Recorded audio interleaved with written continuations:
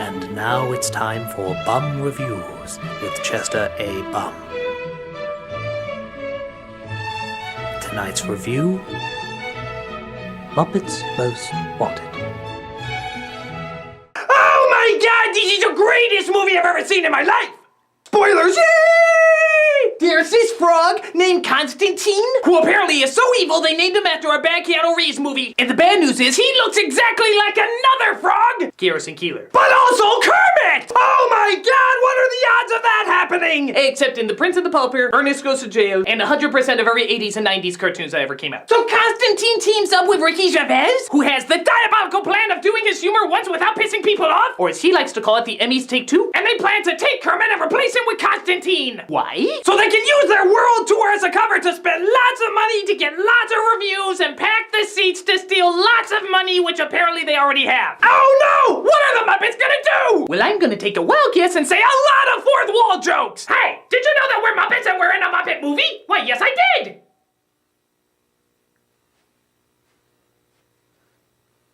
That's like 90% of our material, folks. So they take Kermit and they throw him in a great big prison in Russia? And their security guard, Tina Fey, is like, "Welcome to my failed Saturday Night Live character." Oh no, what are you gonna do to me? An out-of-nowhere song sequence followed by a bajillion cameos. Oh, so you mean like every scene before this? Pretty much. But it turns out Tina Fey has the massive hots for Kermit the Frog. Which is unlikely, seeing how if they don't allow homosexuality in Russia, I doubt they'll allow amphibianality, which sounds like a Mortal Kombat finishing move. But Constantine has to distract the rest of the Muppets, so he asks Miss Piggy to marry him. Which I thought they already did in Muppets Take Manhattan. Or was that just part of the show? Well, even if it was, haven't the Muppets like met themselves 20 times in these movies? Everyone's upset about Spider-Man rebooting. They never point out that the Muppets reboot every sequel. It's like a kid's version of the Evil Dead movies. Which might be an oxymoron the more I think about it. But then the Zach Braff out-of-place Muppet points out that Constantine isn't Kermit. And so they go to the Russian prison and break him out. And Tina Fey is like, "No, my one and only love! I will invade any country necessary to find him!" This joke has been abandoned due to the fact I never watched TV and was not aware of current events. I was not aware that Putin himself is actually a frog. So Miss Piggy is about to marry Constantine when she finds out that Kermit comes in, and she's like, "Kermit number one, are you Kermit?" Of course I am, even though I sound like bad Borat impression. "Kermit number two, are you Kermit?" "As long as you ask me not to marry you, keeping one of the most bizarre cock teases going on in puppet history." Kermit! A high five.